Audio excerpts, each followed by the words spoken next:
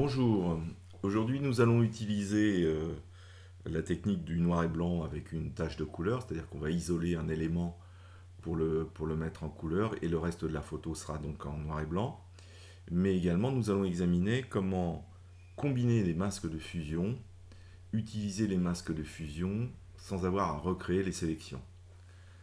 Voilà, donc là, c'est une photo de Dublin, de la ville de Dublin en Irlande, et je vais dupliquer le calque d'arrière-plan. Ça, c'est une technique habituelle hein, qu'il faut conserver. Première des choses, je vais sélectionner le bus rouge, puisque c'est la couleur que je veux garder, donc je veux garder le bus.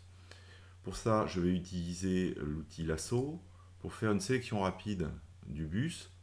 Et l'avantage de cette solution permet, voilà, je prends le lasso, j'étais avec l'outil, un autre outil, donc je prends le lasso et je vais sélectionner uniquement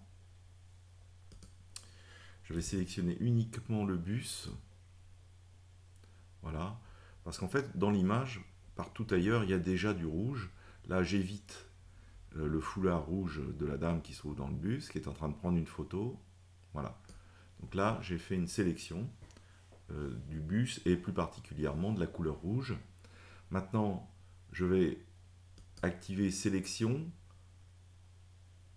plage de couleurs, et là je vais sélectionner la couleur rouge. Alors ici, la première pipette indique que c'est une nouvelle sélection. Ensuite, on a la pipette pour ajouter des éléments en couleur à la sélection et la pipette moins pour enlever de la sélection. Alors on peut utiliser également la touche Alt qui permet de passer à la sélection négative ou la touche Shift qui permet de repasser à la sélection positive. Voilà, donc là, je vais cliquer une première fois pour sélectionner le rouge.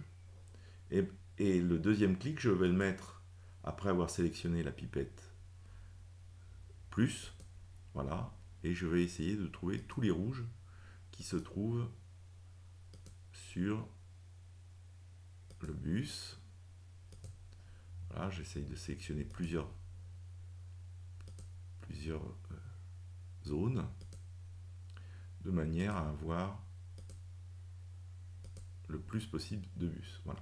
Ensuite, je vais régler l'étendue. Donc là, en l'occurrence, je mets l'étendue au maximum. Et puis la tolérance va me permettre de noircir les autres zones qui ne sont pas exactement rouges. Donc là, je vais garder un maximum du bus rouge. Je vais valider. Maintenant, je vais passer en noir et blanc. Donc, je sélectionne le calque de réglage noir et blanc et ma sélection qui a été faite a été reprise. Alors là, je suis pas dans le bon sens. Il faut que j'inverse la sélection pour pouvoir avoir le noir et blanc. Voilà, je viens d'inverser le masque noir et blanc et donc j'ai bien la sélection rouge qui apparaît. Maintenant, cette sélection rouge, elle n'est pas exactement pure et pour ça je vais pouvoir le vérifier en appuyant sur le masque. En maintenant la touche Alt, je peux accéder au masque. Voilà l'état actuel de mon masque. Et maintenant, je vais utiliser le pinceau pour aller repasser en noir les zones qui doivent être noires et enlever les zones qui ne sont pas concernées avec le blanc. Donc, pour régler son pinceau, c'est simple. On appuie sur la touche CTRL-ALT et si on va vers la droite, on agrandit l'outil. Si on va vers la gauche, on diminue l'outil. Vers le bas, on durcit l'outil. Vers le haut, on rend les bords flous de l'outil et on a un outil plus doux. Voilà, donc là, en l'occurrence, pour ce que je vais faire, je vais me régler moyennement. Et donc là, il va falloir que je choisisse la couleur blanche. Donc, j'appuie sur la touche X pour inverser noir-blanc. Si toutefois j'étais sur une autre couleur, j'appuierais sur la touche D qui me ramènerait aux deux couleurs primaires que sont le noir et le blanc. Voilà, j'appuie sur le blanc, voilà, maintenant j'y suis, et je vais aller peindre les zones qui ne sont pas concernées, voilà, et qui ont échappé à la sélection.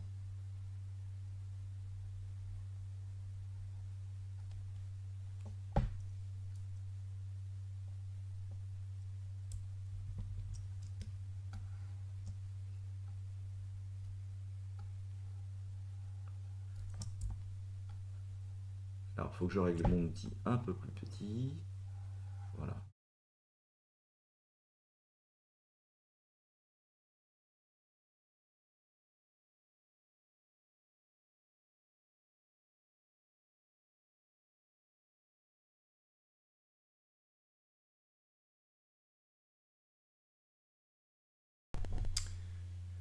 Ma sélection est désormais terminée. J'ai donc peint en blanc ce qui devait être peint en blanc et en noir le bus.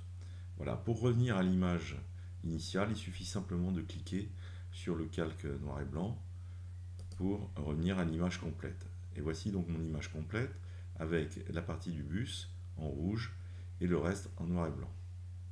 Maintenant, si je veux régler le niveau de l'image, il ne me reste plus qu'à demander un calque de niveau au-dessus. Et là, je vais appuyer sur la touche Alt. Je vais aller prendre le masque qui se trouve en dessous. Le masque, en maintenant la touche Alt enfoncée et en maintenant le clic de la souris, je monte sur le calque supérieur, le calque de niveau, et je lâche. Là, il me demande remplacer le masque de fusion. Je dis oui. Et là, maintenant, je me retrouve à avoir dupliqué le masque qui servait au noir et blanc, et là, qui va me servir à faire un niveau en dehors du bus. Je clique sur le niveau, pardon, voilà, et maintenant je peux ajuster mon image comme je le souhaite.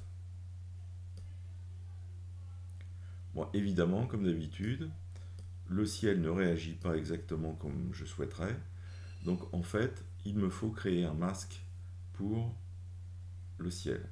Donc pour ce faire, je vais me positionner sur l'image, l'arrière-plan, je vais aller dans couche, et là, je vais sélectionner la couche bleue que je vais dupliquer en créant. Voilà. Donc me voici avec la couche bleu copie. Alors il y a tout un tas de couches au-dessus puisque j'ai créé dans mon modèle des couches successivement, mais on va le refaire. Et là, je vais demander un niveau en faisant CTRL L et je vais éclaircir la partie bleue, c'est-à-dire la partie du ciel. Voilà, complètement, pour avoir une partie complètement blanche au niveau du ciel. Et sur la partie basse, eh bien, je vais aller chercher les couleurs sombres et je vais noircir complètement la partie basse de l'image. Alors, j'ai un petit souci dans le coin en haut, à droite, mais ça, j'irai le régler avec un simple coup de pinceau. Voilà.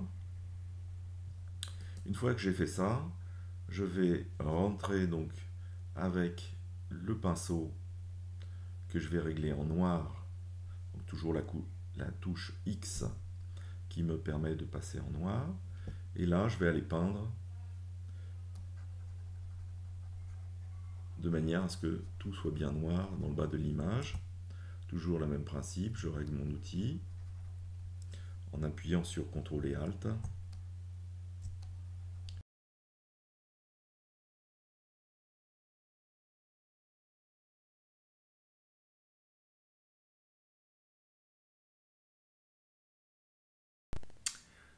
Voilà, ma sélection par la couche est terminée. Je vais donc maintenant faire CTRL A pour sélectionner la couche en entier.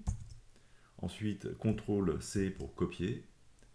Je vais réactiver le RVB et je vais passer